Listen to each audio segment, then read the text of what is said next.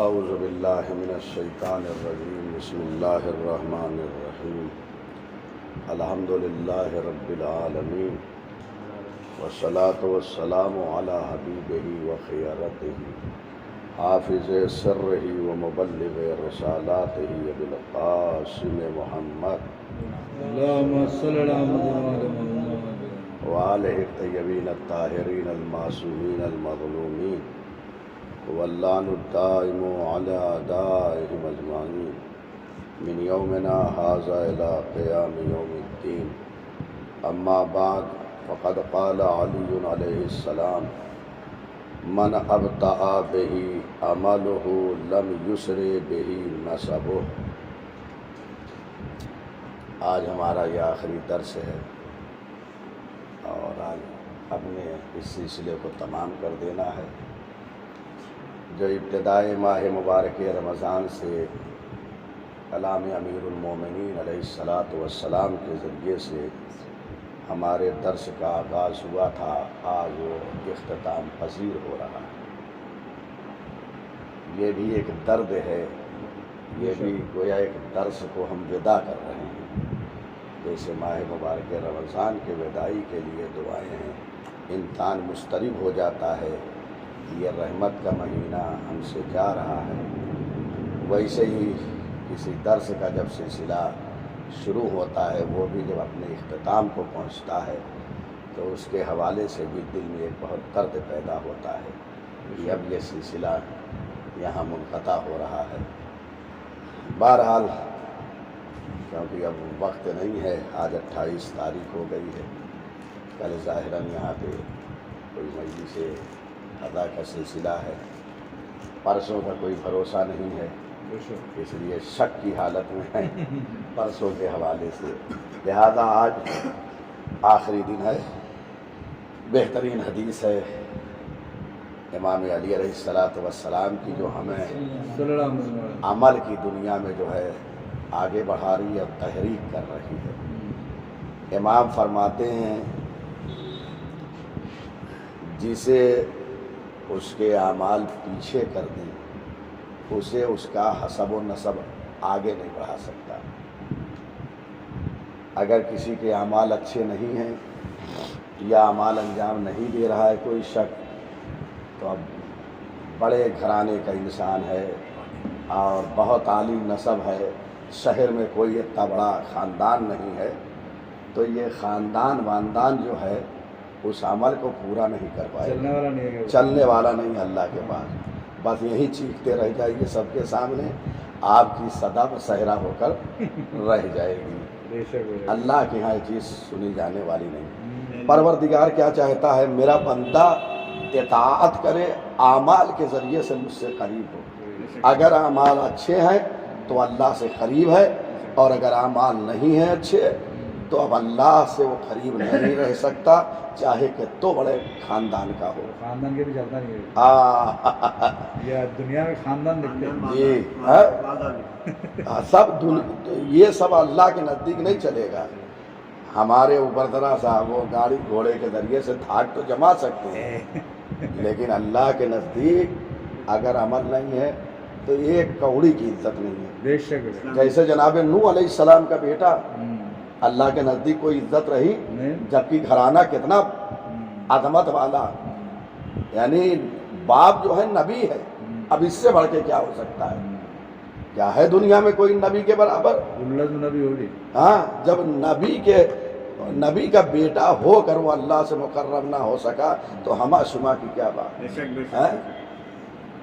ایسے ہی برعکس آپ دیکھیے، جب اسلام آیا جزیرہ نمائے عرب میں پیغمبر اکرم نے اپنی آواز اسلامی بلند کیا تو نہ جانے کہاں کہاں سے لوگ اٹھ کر چلے آئے اور اسلام کو قبول کیا۔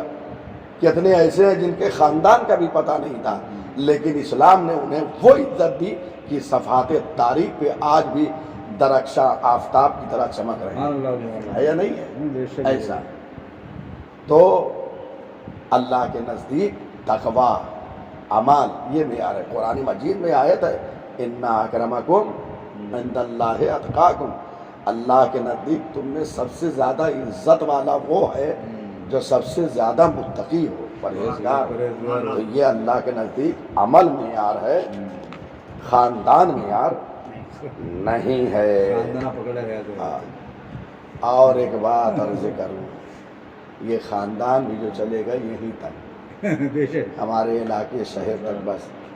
قیامت میں تو پروردگار کینچی سے خاندان کے اور ہمارے درمیان جدائی ڈال دے گا، جیسے کینچی دو کپڑوں کے درمیان جو ہے جدائی ڈال دیتی ہے. قریشی خاندان کا پریشانی یہی ہے بابا، یہ بھی رہا نہیں. قریشی خاندان خود ہے، ہاں اس میں خطرناک نکلے. جی، اسی خاندان. تو یہی کہا جاتا ہے کہ عمل کرے. واقعی معیار اللہ کے نزدیک کتنا واقعی وہ لطیف ہے پروردگار. بے شک بے شک. دیکھیے ہمیں کیسے وہ عزت دے رہا ہے، بڑے بڑے خاندانوں کے اوپر عزت دے رہا ہے، بے شک. اور ہم جھکے چلے جا رہے ہیں ان کے سامنے. بھائی جب اللہ کے نزدیک آپ عظمت والے ہیں تو آپ اپنی عظمت بچا کے رکھیے. افسوس افسوس. دیکھیے قیامت میں کیا ہونے والا ہے، نسب حسب کام آئے گا. قرآن کہہ رہا ہے فَإِذَا نُفِخَ فِي الصُّورِ فَلَا أَنْسَابَ بَيْنَهُمْ يَوْمَئِذٍ وَلَا يَتَسَاءَلُونَ. جب سور پھونکا جائے گا تو اس دن رشتہ داریاں ختم ہو جائیں گی، سارے نسب جو ہے فَلَا أَنْسَابَ بَيْنَهُمْ، لوگوں کے درمیان یومئذ قیامت کے دن کوئی حسب و نسب باقی نہیں رہے گا. کون ہمارا والد ہے، کون ہمارا بھائی ہے، کوئی رشتہ داریاں وہاں نہیں چلے گی. بلکہ اس سے بڑھ کے کہہ رہا ہوں، صرف نہ یہ کہ رشتہ داریاں نہیں چلے گی، ایک دوسرے سے لوگ بھاگتے ہوئے نظر آئیں گے. باپ بیٹے سے بھاگتا ہوا محشر میں نظر آئے گا، پلٹ کے نہیں دیکھے گا کہ یہ میرا بیٹا ہے. ماں جو ہے بیٹے کو نہیں دیکھے گی. بیویاں جو خوب لا کے کھانا بنا کے بڑھیا بڑھیا پکا کے آگے رکھ دیتی تھی، اس دن جو ہے نہ شوہر نظر آئے گا اور نہ شوہر کا بیوی نظر آئے گی، نہ وہ سب سونے جو لا کے گفٹ میں دیتے تھے وہ سب یاد آئے گا. سب ختم ہو جانے والا ہے. غور فرما رہے ہیں؟ قرآن کی آیت وہ بھی پڑھ رہا ہوں میں، یعنی جو میں پڑھ رہا ہوں ایک دوسرے سے لوگ بھاگیں گے، یہ اپنی طرف سے میں نہیں کہہ رہا ہوں. پہلے تو کہا کہ رشتہ داریاں ختم ہو جائے گی، پھر آگے بڑھ کے قرآن نے کیا کہا، ایک دوسرے سے لوگ بھاگیں گے. یوم یفر المرء من اخیہ وامہ وابیہ وصاحبتہ وبنیہ. قیامت کے دن انسان جو ہے اپنے بھائی سے بھاگتا ہوا نظر آئے گا. بھائی کو دیکھتے ہیں کہ بھاگے گا.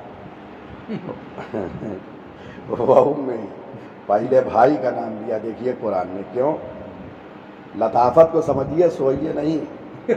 بھائی کو کیوں لیا ہے؟ کیونکہ بھائی دنیا میں پہلے بھاگنے لگتا ہے. جہاں شادی ہوئی دیوار ڈال کے بھاگنے لگتا ہے یا نہیں ہے؟ پہلے بھائی ہی بھاگتا ہے دنیا سے، اس لیے پہلے اسی کا نام لے لیا. اس کے بعد وَأُمِّهِ، ماں جو ہے آپ سے. یہ دیکھیے رشتہ کتنا ماں سے سب سے مضبوط رشتہ ہے. اللہ اکبر اللہ اکبر.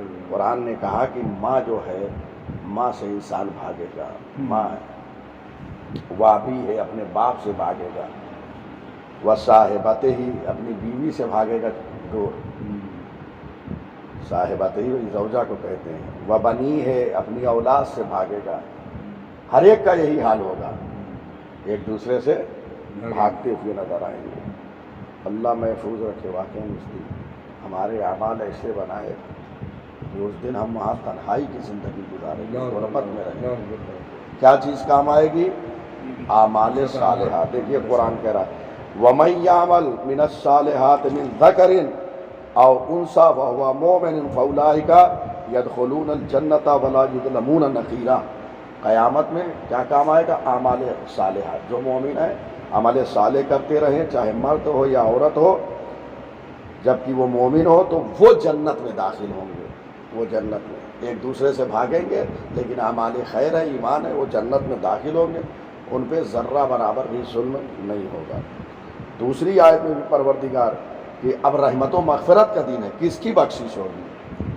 ہم فلاں رئیس کے بیٹے تھے نہیں، ہم فلاں جو ہے پی ایم کے بیٹے تھے. پی ایم خود مشکل میں ہوگا. یہ کیا سب جی وہی جی نہیں، سب کی حالت وہ لوگوں کا تو پتہ نہیں کیا حال ہوگا. یہ جو تھوڑا سا پھر بھی کچھ نہ کچھ کبھی کبھی کرتے رہے ان کا یہ حال ہوگا. یہ تو عمل صالح نہیں ہوگا, وہ تو اصل ایمان ہی نہیں ہے. ان لوگوں کا کیا ہوگا. وہ دنیا اسی لیے جنت ہے ان لوگوں کے لیے. وعد اللہ الذین آمنوا وعملوا الصالحات, اللہ نے وعدہ کیا ہے, دیکھ رہے ہیں, جو ایمان لائے اور عمل صالح انجام دیتے رہے, لہم مغفرۃ, انہی کے لیے مغفرت ہے, واجر عظیم, اجر عظیم ہے. سبحان اللہ سبحان اللہ. کوئی چیز نہیں چلے گی سوائے بس ابھی سے عمل کریں, بہترین وقت ہے. مولا نے ایک جملے میں خلاصہ کر دیا, اعمال اچھے رکھیے, اعمال اچھے نہیں ہیں تو آپ کا خاندان آپ کو اٹھا نہیں سکتا. بے شک بے شک بے شک. تو فرما رہے ہیں. ایک اور فقرہ امام کا پڑھ رہا ہوں, تمام کر رہا ہوں. مایوس بھی نہ ہوئیے کہ ابھی سے آپ ڈر گئے اور کچھ نہیں, کہ جب ہم اعمال صالحہ ہے نہیں. پروردگار بھی دیکھیے کتنا مہربان ہے. اللہ اکبر اللہ اکبر اللہ اکبر. میں نے عرض کیا تھا رات کی مجلس میں, اشارہ کیا تھا کہ پروردگار کتنا مہربان ہے.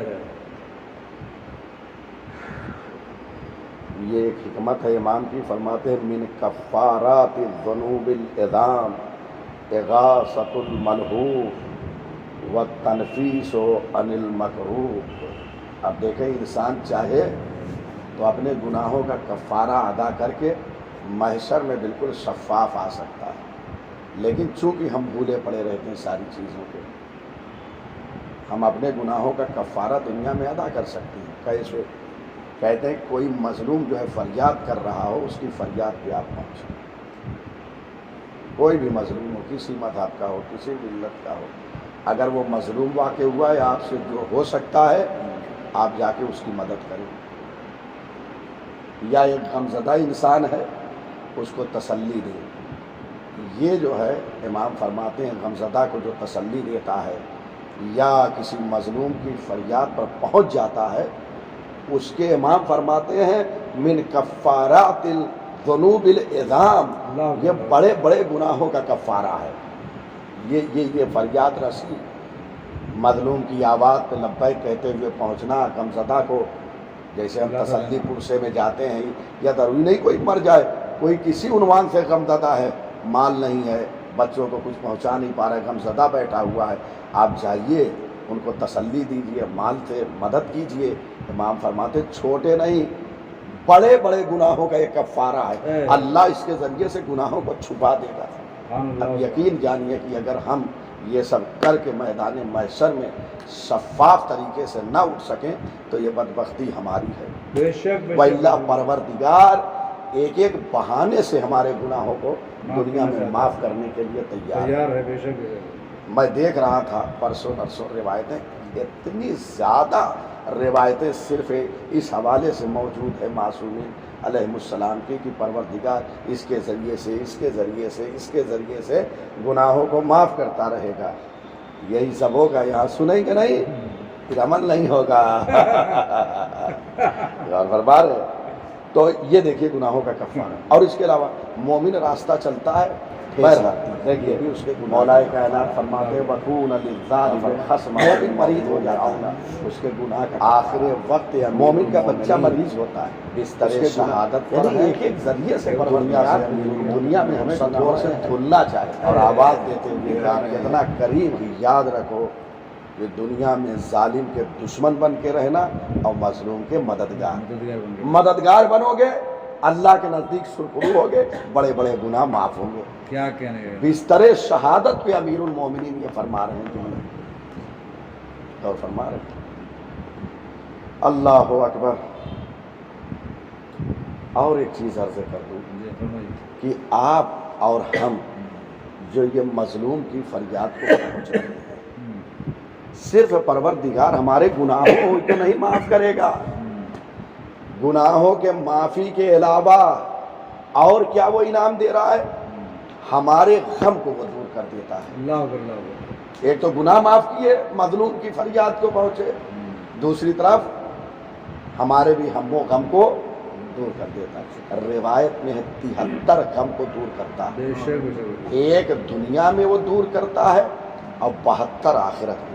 سبحان اللہ جہاں لوگ نفسا نفسی کا عالم ہوگا، ماں باپ بھائی بہن ایک دوسرے سے بھاگتے ہوئے نظر آئیں گے، انساب اور نسب حسب ایک دوسرے سے ختم ہو جائے گا، وہاں 72 موڑ پر پروردگار ہماری مدد کرے گا، ہمارے غم کو ہم سے دور کرے گا۔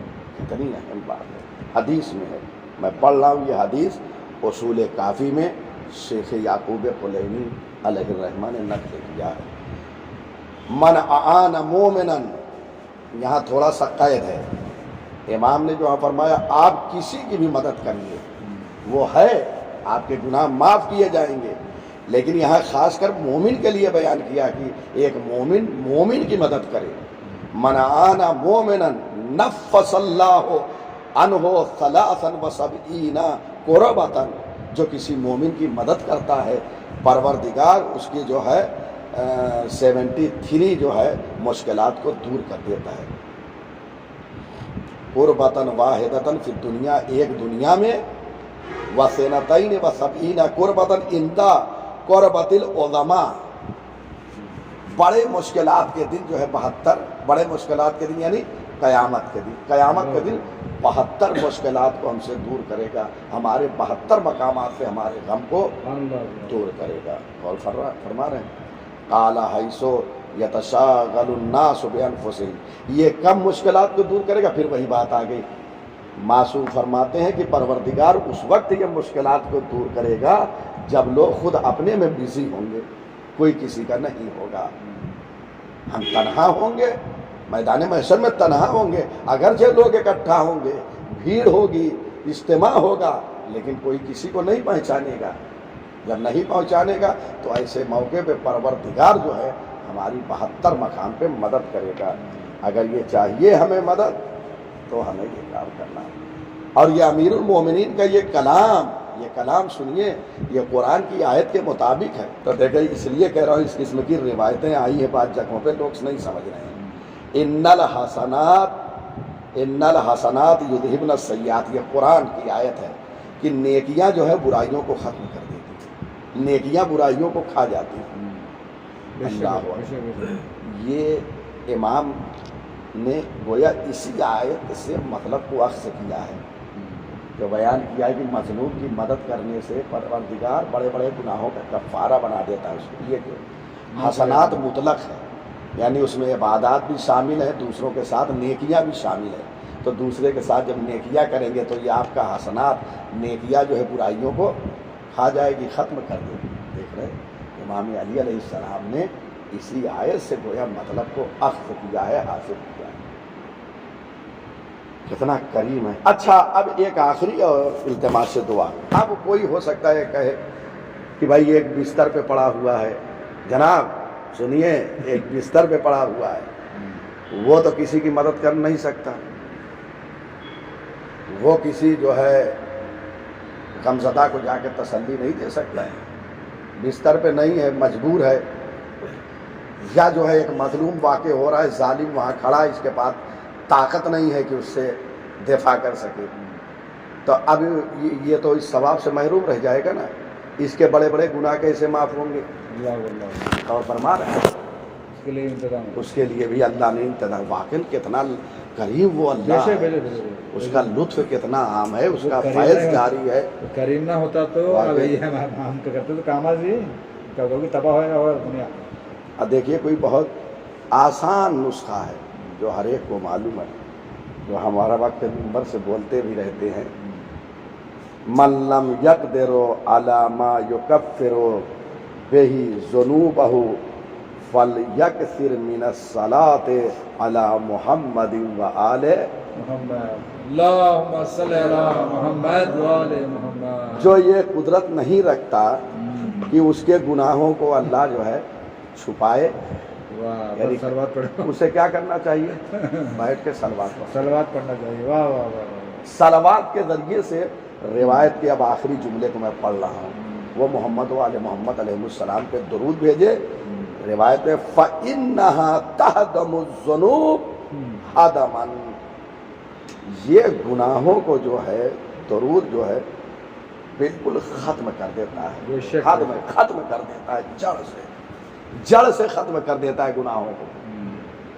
آپ کو کہیں نہیں جانا ہے.